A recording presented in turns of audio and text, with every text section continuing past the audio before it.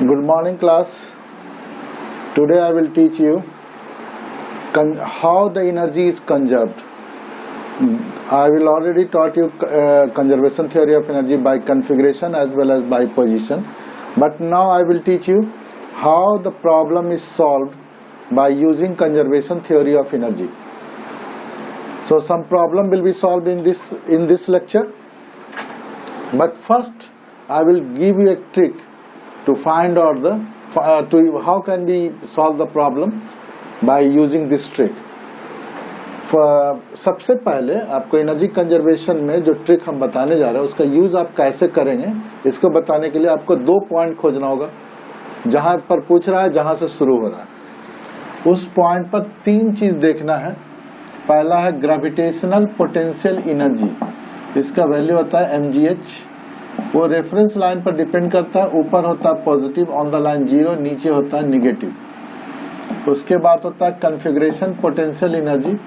ये स्प्रिंग रहेगा तभी होगा half K x square, presence of spring, presence of spring. दूसरा है kinetic energy linear half mv square, kinetic energy rotational half I omega square, और work done friction F mu into n into s.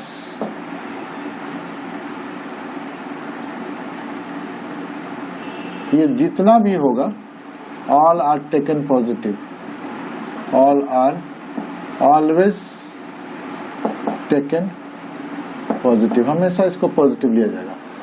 मतलब आपको 2, 4, 5 चीज पर ध्यान देना है.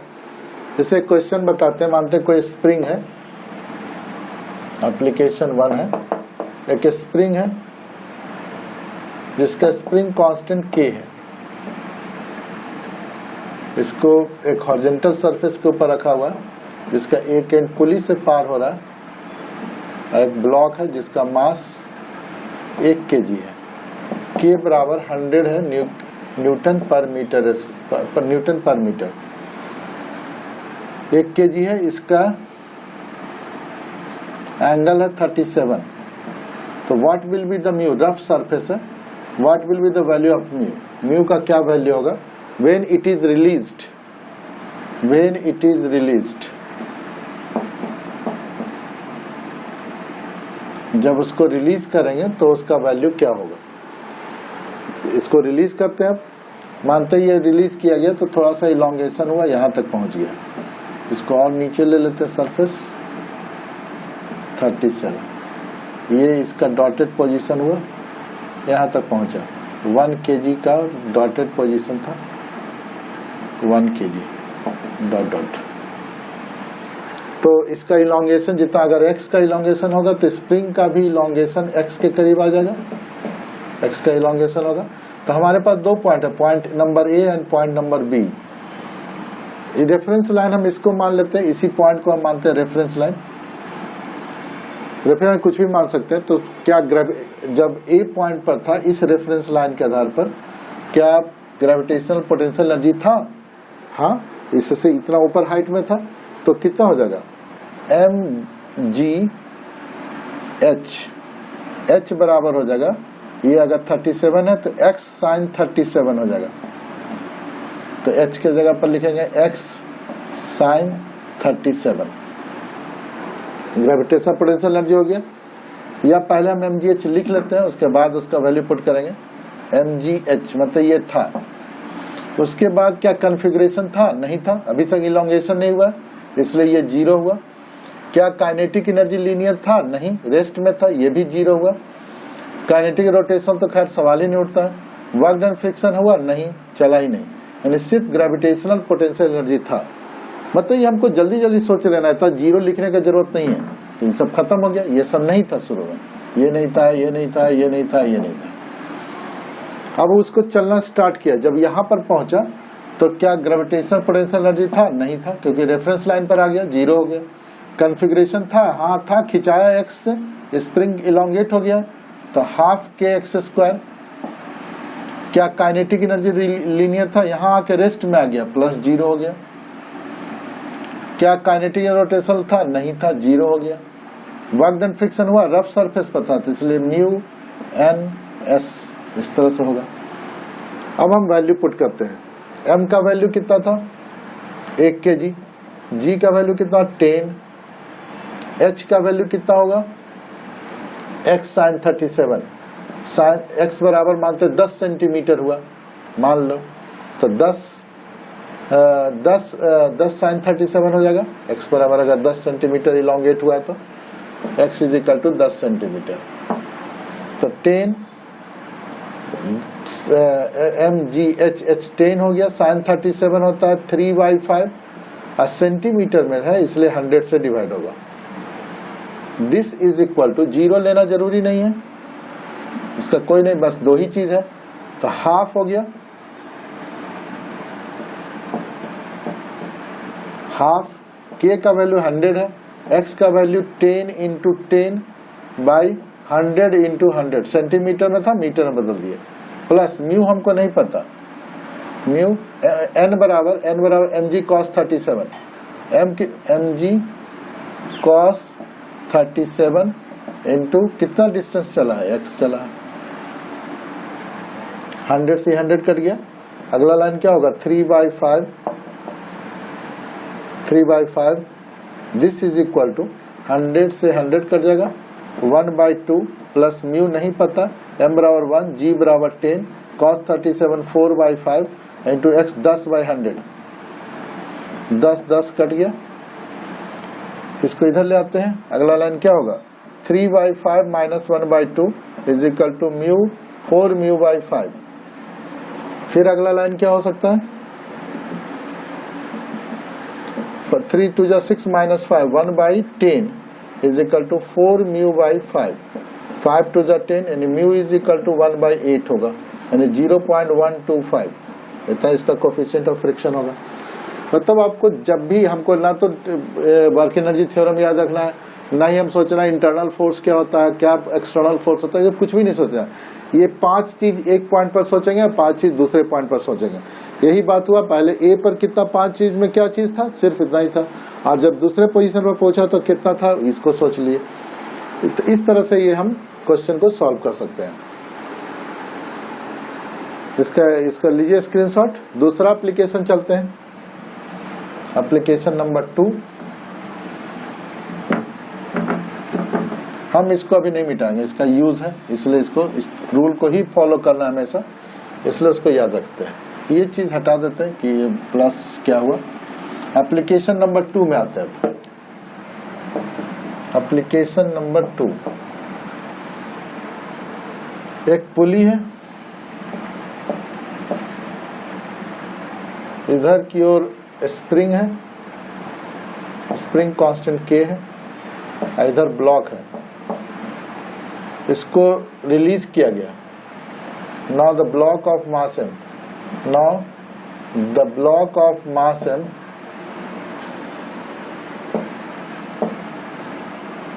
m is released. Find the elongation and find maximum elongation.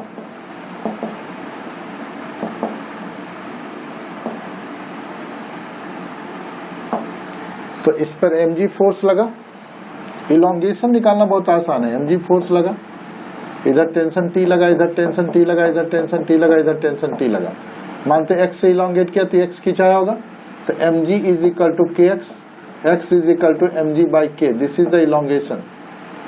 इसका मतलब अगर हम फोर्स द्वारा बैलेंस कर करके हम इलोंगेशन निकाल सकते हैं, लेकिन मैक्सिमम इलोंगेशन बिना एनर्जी कंजर्वेशन का नहीं होगा, क्योंकि जैसे ही इलोंगेट होगा मीन पोजीशन पर तो आकर के कुछ ना कुछ वेलोसिटी अटेन करेगा और उस वेलोसिटी से फर्दर नीचे की ओर जाएगा।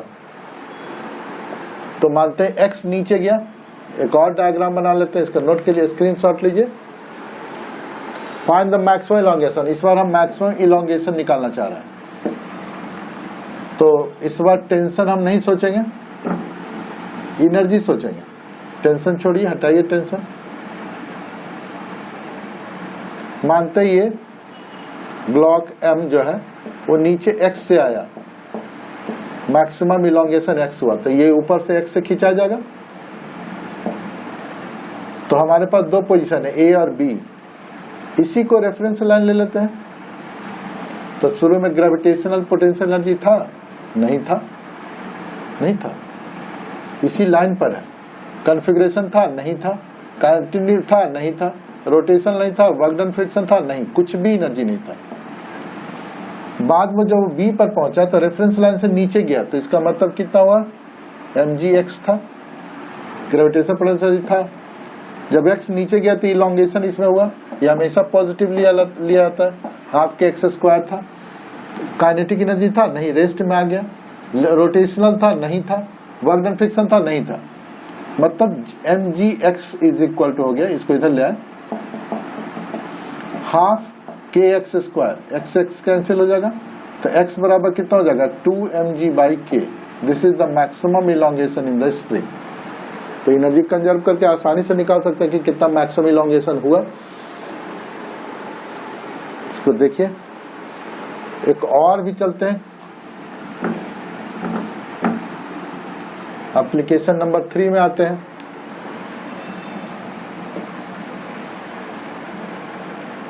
ये चेन जो है, अगर इस तरह से रखा हुआ है किसी रेफरेंस लाइन से, लेंथ L ऊपर, इसका भी लेंथ L है, लेंथ लाइन के ऊपर अगर रखा हुआ है, L लेंथ है, तो इसका मास m है, तो इसका पोटेंशियल एनर्जी हो जाएगा mgl। लेकिन अगर ये स्प्रिंग इस तरह से रखा हुआ,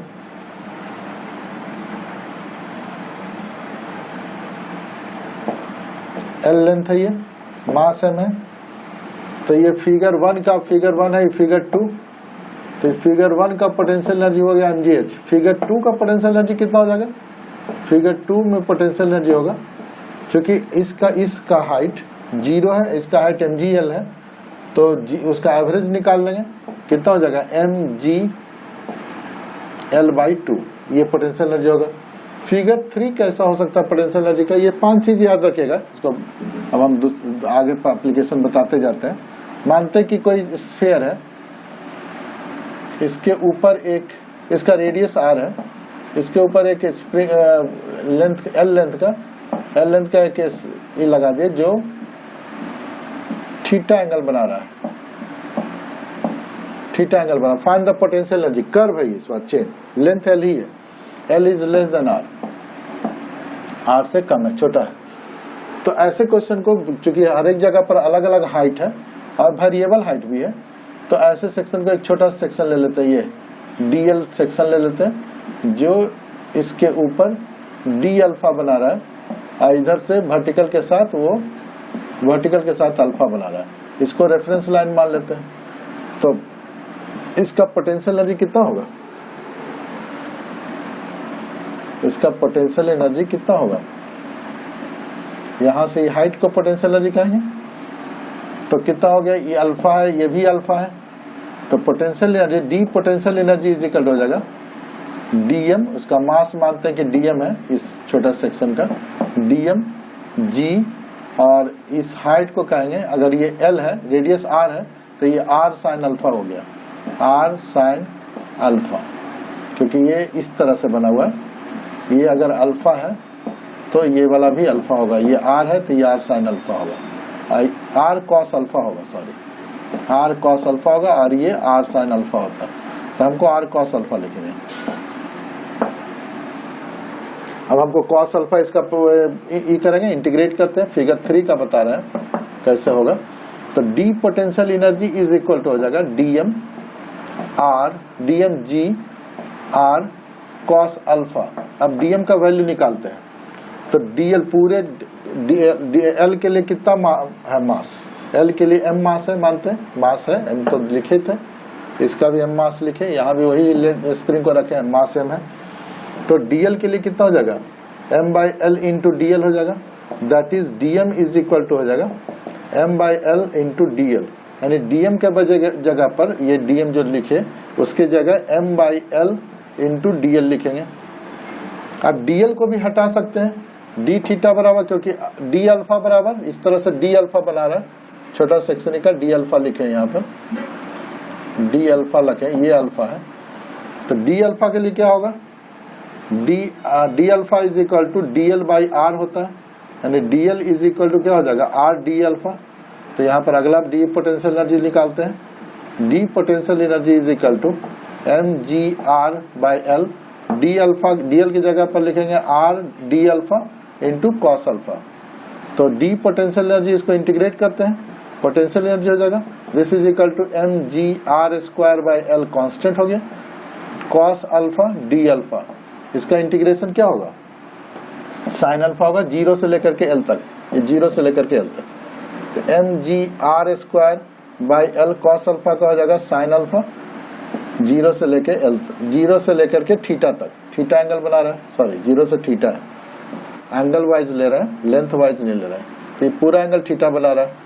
तो कितना हो जाएगा, m g r square by l into sine theta.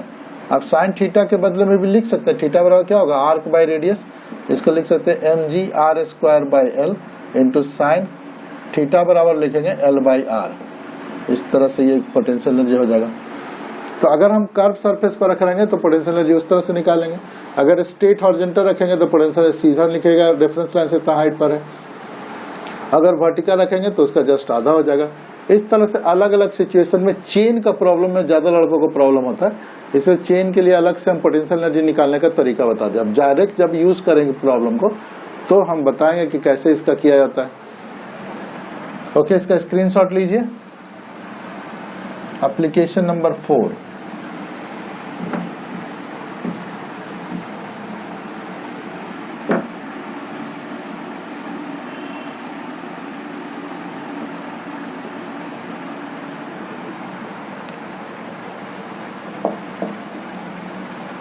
Application number 4 में क्या होगा, इस तरह क्वेश्चन एक और है। मानते हैं कोई स्प्रिंग है, इसका स्प्रिंग कांस्टेंट K है, हॉरिजॉन्टल सरफेस पर at the height of capital H पर रखा हुआ है। इसको एक ब्लॉक से पहले ब्लॉक यहां था, X से कंप्रेस्ड कर दिए और उसके बाद रिलीज कर दिए। तो बोल रहा कितना दूर पर गिरेगा जाकर के, ये डिस्टेंस पूछा, कितना दूर पर जाकर गिरेगा, what will be the value of X। तो इस तरह का क्वेश्चन प्रोजेक्ट, दोनों तरह का क्वेश्चन में आ गया, इसमें प्रोजेक्टाइल भी आ गया और साथ साथ एनर्जी कंजर्वेशन भी है। तो पहले क्या था, पहले ये पोजीशन पर था, ये नेचुरल लेंथ पर था, तो ग्रेविटी, इसी को रेफरेंस लाइन मान लेते हैं। तो gravitational potential energy 0, configuration potential energy 0, kinetic energy 0, rotational kinetic energy 0, work done friction 0, सब 0 है, मतलब 0। इसका रफ है तो हम रफ ले सकते हैं कि म्यू सरफेस चला।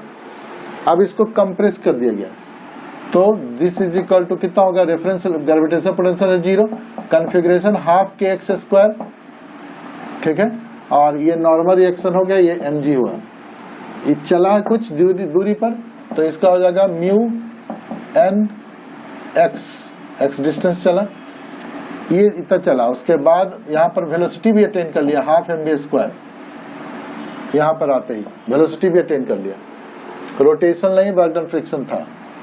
तो इसको mu n x half kx square mu n x plus half mv square, तो हाफ mv स्क्वायर बराबर जस्ट अपोजिट है, फ्रिक्शन के जस्ट अपोजिट वर्क किया इसलिए माइनस होगा। तो इसको इधर ले आते हैं, mu mg x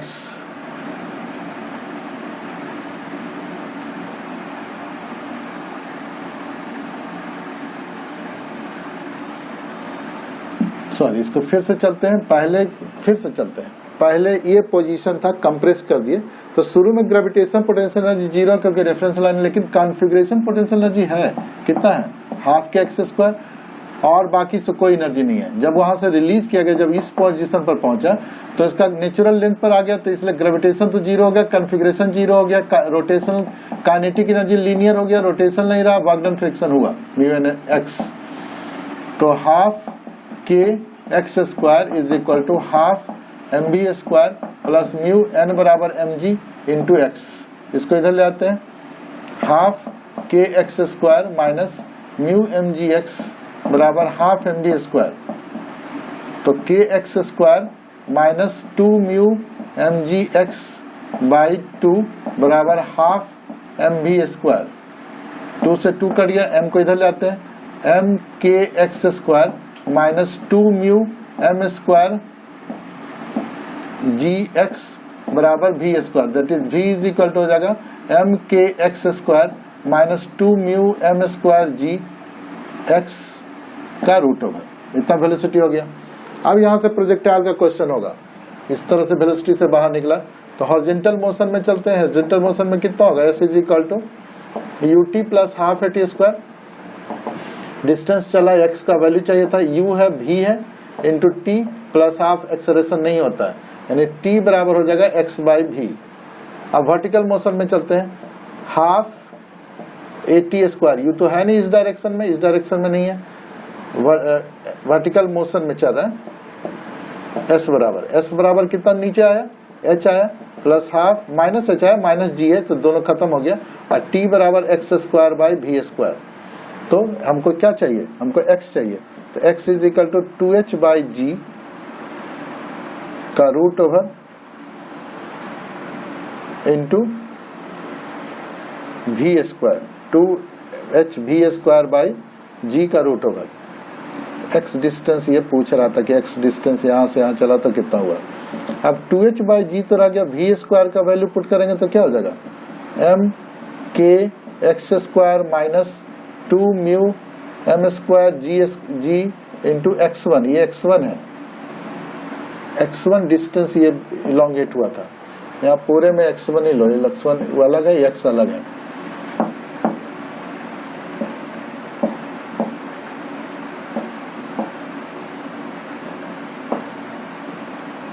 x1 M K x1 square minus 2 mu M square G x1 भी स्क्वायर है, इसका टोटल का रूट ओवर। इस तरह से ये इलोंगेशन हुआ, इतना दूर तक वो जाकर के फेंकेगा। आप के का वैल्यू, एक्स का वैल्यू, x1 का वैल्यू, h का वैल्यू, g का वैल्यू सब देंगे तो अपने आप हमको पता चल जाएगा कितना दूरी पर जाकर के वो गिरा। तो इस तरह का क्वेश्चन हम एनर्जी कंजर्व में 5 चीज सोचेंगे। एप्लीकेशन नंबर 5 में आते हैं, इसका स्क्रीनशॉट ले लीजिए। एक 2 प्रॉब्लम और बताते हैं।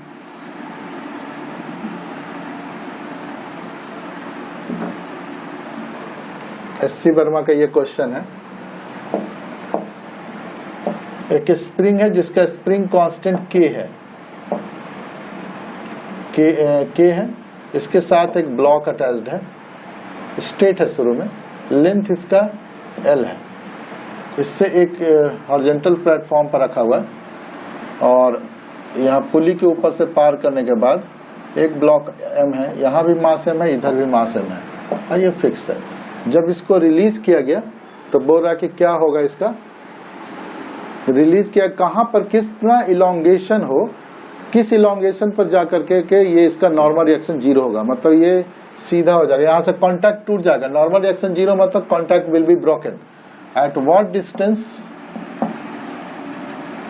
Distance the normal reaction,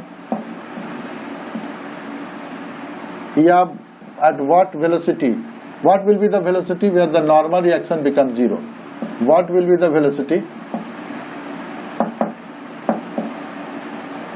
where normal reaction becomes 0, जहां normal reaction will become, या लूज को कांटेक्ट को लूज कर दिया, become 0, क्या होगा। तो आप रेफरेंस लाइन किसी को मानते इसी को हम रेफरेंस लाइन ले लेते हैं। तो ग्रेविटेशनल पोटेंशियल एनर्जी है, मानते एच हाइट पर है, तो ये तो है mgh हो गया, ठीक है, इसका 0 हो गया। अब काइनेटिक एनर्जी चलते, कन्फिग्रेशन चलते ही नेचुरल लेंथ पर है, इसका भी 0, इसका भी 0। उसके बाद वेलोसिटी चलते हैं, ये भी रेस्ट में अभी है, ये भी रेस्ट में है, रोटेशन तो है ही नहीं, चला ही नहीं है, वर्क डन स्मूथ सरफेस है, इसलिए 0 हो गया। अब सब 0 रहा, सिर्फ mgh था। दिस इज इक्वल टू, जब ये यहां पर आकर के मानते इस तरह से आ गया, x डिस्टेंस चला, तो ये नीचे x डिस्टेंस ये भी चलेगा, नीचे की ओर चला, तो इसका क्या होगा कॉन्फ़िगरेशन, क्या वेलोसिटी होगा इस जगह कि नॉर्मल रिएक्शन 0 हो जाएगा। तो mgh हो गया। यहाँ पर पोटेंशियल एनर्जी कितना हो गया? अब दूसरा वाला केस में यहाँ पर पोटेंशियल एनर्जी तो mgh हो जाएगा। फिर आइए रेफरेंस लाइन से नीचे गया माइनस mgx हो गया, दोनों का मास सेम है।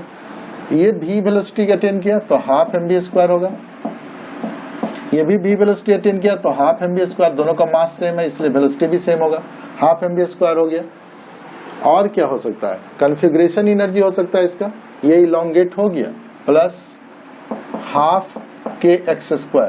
तो mgh कैंसिल हो गया, इसको इधर ले आते हैं। mgx is equal to half k del x²।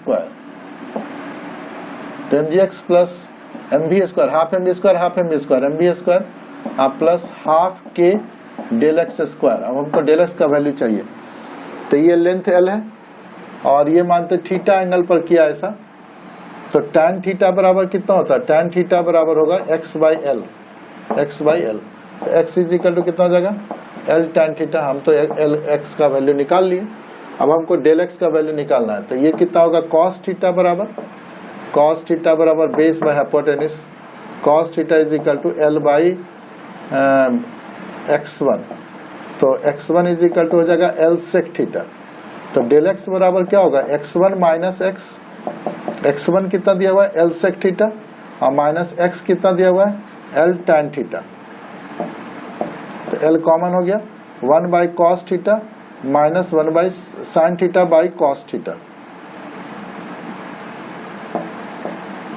l 1 minus sin theta by cos theta. इतना डिस्टेंस ये डेल x निकल गया। ये वैल्यू पुट करते हैं, mg l tan थीटा बराबर mv² plus half k del x बराबर हो जाएगा l² 1 माइनस sin थीटा का whole square by cos² theta.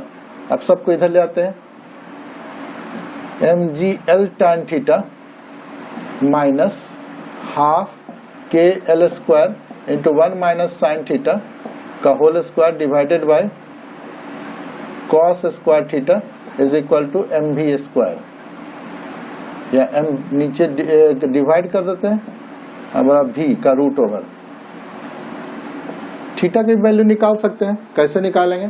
यहाँ पर डेल x इधर कितना लगा? k डेल x लगा, तो अगर ये थीटा है तो इधर हो जाएगा k del x cos theta, इधर होगा k del x sin theta, इधर लगेगा mg, इधर लगेगा ऊपर लगेगा नॉर्मल रिएक्शन। तो अगर हम इसको बैलेंस कर लें कि n प्लस इसके दोनों को चलते हैं n plus k del x cos theta is equal to mg होता है, तो n तो 0 ब्रेक हो जाएगा, तो n 0 यानी cos theta is equal to कितना हो जाएगा? cos theta is equal to mg by k del x, या डेल x निकाल सकते हैं यहाँ से भी। डेल x बराबर कितना हो जाएगा? mg divided by k cos theta. ये डेल x का वैल्यू यहाँ पर दोनों को बराबर करेंगे, उससे हमको cos थीटा का या sin थीटा का जो भी थीटा का वैल्यू निकल जाएगा, और वहां पर हम थीटा का वैल्यू सब्स्टिट्यूट करेंगे। इस तरह से v निकलेगा, इसका रूट ओवर हो गया, रूट ओवर है ये v आंसर हो गया। This is equal to v। ये वैल्यू पुट कर करके आपको k डेल x, इस वैल्यू को डेल x को इस डेल x को कंपेयर करेंगे तो हमको थीटा का वैल्यू निकलेगा। यहाँ पर थीटा का वैल्यू पुट करेंगे, l दिया रहेगा, m दिया रहेगा, सब दिया रहेगा, उससे वेलोसिटी मिल जाएगा। तो बनाने का तरीका हम बता रहे हैं। क्वेश्चन का एग्जैक्ट SC वर्मा का ये भी क्वेश्चन है, 50 या 51 क्वेश्चन नंबर है, या 49 हमको पता नहीं है, याद नहीं पड़ रहा। तो इस तरह क्वेश्चन बनेगा, नहीं कैसे एनर्जी कंजर्व करेंगे ये सिखा रहे हैं हम। इस पोजीशन पर क्या एनर्जी था, और जब दूसरे पोजीशन पर पहुंचा तो 5 एनर्जी क्या क्या क्या था। पहला ग्रेविटेशनल पोटेंशियल एनर्जी, दूसरा कॉन्फिगरेशन पोटेंशियल एनर्जी, तीसरा काइनेटिक एनर्जी लीनियर, चौथा रोटेशनल काइनेटिक एनर्जी, पांचवा बर्गन फ्रिक्शन। अगर फ्रिक्शन नहीं है तो कोई बात नहीं, उसका तो जो चीज नहीं है वो 0, और जो है उसको लिखेंगे, उसके बाद वैल्यू उसका निकाल लेंगे। तो इस तरह से ये क्वेश्चन प्रॉब्लम सॉल्व किया जा सकता है। इसका स्क्रीनशॉट लीजिए, क्वेश्चन होगा SC वर्मा में, देखिएगा उसको और बनाने इसी तरीके से बनाएगा। 49 या 50 है क्वेश्चन नंबर SC वर्मा का।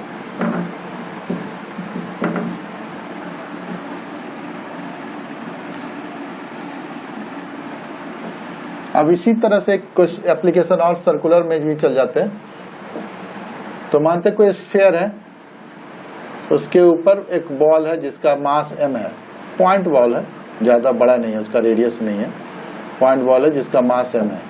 इस स्फीयर का रेडियस r है, वहां से रिलीज किया गया, तो किस जगह पर वो अपना कांटेक्ट को तोड़ देगा? तो मानते हैं ये थीटा एंगल जब बन रहा था तो वहां पर वो नॉर्मल रिएक्शन तोड़ दिया, ठीक है। तो अब हमको तो पहले एनर्जी कंजर्व करना है, इसी को इसको रेफरेंस लाइन मान सकते हैं, कहीं भी रेफरेंस लाइन, इसको मान सकते हैं, इसको मान सकते हैं, उसमें कोई अंतर नहीं पड़ेगा। तो इस जगह पर ग्रेविटी 5 चीज अब सोचिए, हमारे पास 2 पॉइंट है, point number A, point number B. इस पर नॉर्मल रिएक्शन इधर लग रहा है, mg इधर लग रहा है, तो इधर हो जाएगा ये थीटा, तो ये भी थीटा है, तो इधर हो जाएगा mg cos थीटा, और इधर लगेगा mg sin थीटा, ठीक है। अब हम पहले एनर्जी कंजर्व कर लेते हैं। इस जगह पर ग्रेविटेशन पोटेंशियल एनर्जी है, कितना है? mgr। कॉन्फ़िगरेशन नहीं है क्योंकि स्प्रिंग नहीं है। काइनेटिक एनर्जी लीनियर नहीं है क्योंकि ऊपर टॉप पोजीशन पर रेस्ट में था। रोटेशनल नहीं है, वर्क डन फ्रिक्शन नहीं है, मतलब सिर्फ only gravitation potential energy mgr है ना। वहां से अब रिलीज किया गया, यहाँ पहुंचा, तो ये r है, तो ये हाइट कितना हो जाएगा? थीटा, ये है तो r cos थीटा हो जाएगा, तो इसका हो जाएगा mgr cos थीटा, होगा ना। देख लो, अगर ये थीटा है, ये इधर से चला है, ऐसे आया है, ये थीटा है, तो ये भी थीटा होगा, और ये रेफरेंस लाइन है, ये r है, तो ये हो जाएगा r cos थीटा, और ये हो जाएगा r sin थीटा। तो आप आसानी से r cos थीटा उसका हाइट ले लेंगे रेफरेंस लाइन से, तो mgr cos थीटा हो गया। उसके बाद काइनेटिक एनर्जी है, कॉन्फ़िगरेशन नहीं है, स्प्रिंग है। काइनेटिक एनर्जी है हाफ mv² है काइनेटिक एनर्जी। उसके बाद और क्या है? क्या रोटेशनल है? नहीं, घूम नहीं रहा है।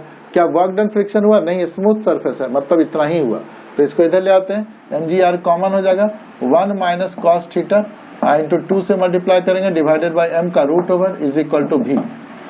तो m से m कैंसिल हो जाएगा, तो v is equal to 2gr, g है 2gr 1 माइनस cos थीटा का रूट ओवर। अब हम थीटा भी निकाल सकते हैं। इधर की ओर क्या लग रहा है? mg cos थीटा है, ऊपर बाहर की ओर क्या लग रहा है? n लग रहा है, तो कौन बड़ा होगा? सेंटर की तरफ जो लग रहा है, अगर घूम रहा है तो सेंटर की तरफ बड़ा है, तो mg cos theta minus n, दोनों सेंटीपिटल फोर्स या रियल फोर्स है, एक आउटवर्ड सेंटीपिटल फोर्स है, इनवर्ड सेंटीपिटल, तो नेट इनवर्ड सेंटीपिटल फोर्स बड़ा है, इसलिए अंदर घूम रहा है। This is equal to mv² by r। उसका रेडियस n तो 0, क्योंकि कॉन्टैक्ट टूटा है, तो n बराबर 0 हो गया, तो mg cos थीटा बराबर mv² बाई r। तो m से m कट गया, कितना हो गया? gr cos theta is equal to v²। तो आपको थीटा का वैल्यू किस एंगल पर जाकर के कांटेक्ट टूटा है, तो v बराबर कितना हो जाएगा? gr cos थीटा का root over is equal to 2gr 1 minus cos theta का रूट ओवर। दोनों का स्क्वायरिंग कर देते हैं, gr cos थीटा बराबर 2gr minus 2gr cos theta. इसको इधर ले आते हैं, 3gr cos theta is equal to 2gr, gr cancel हो गया, cos theta is equal to 2/3, तो थीटा इज इक्वल टू कितना हो जाएगा? cos inverse 2/3। इस तरह से हम इसको एनर्जी कंजर्व करके सेंटीपिटल सर्कुलर मोशन को यूज करके हम भी प्रॉब्लम को सॉल्व कर सकते हैं। ये एप्लीकेशन नंबर 6 था। इस तरह से और भी एक वीडियो और देंगे, और भी अच्छे क्वेश्चन, क्योंकि क्वेश्चन इस बार हम लिख करके रखेंगे, क्योंकि ज्यादातर क्वेश्चन हमको याद नहीं रह रहा है। तो हम अगले लेक्चर में ठीक आपको सिंगे से उठा के क्वेश्चन उठाएंगे, या अरिहंत से क्वेश्चन उठा करके टिपिकल क्वेश्चंस जो कि नीट में, ये सब नीट के लिए जरूरत था, ये ज्यादा साधारण था, लेकिन अगर कितना एडवांस अब कैसे पूछ सकता क्वेश्चन, टफ जो एनर्जी से रिलेटेड है, वो सब क्वेश्चन हम एक्सप्लेन करने की कोशिश करेंगे। एक क्वेश्चन और कंजर्वेशन पर देंगे, तब वर्टिकल सर्कुलर मोशन तब पूरा खत्म होगा, पावर बताएंगे तो पूरा खत्म होगा energy conservation theory. Okay bye, इसका स्क्रीनशॉट लीजिए।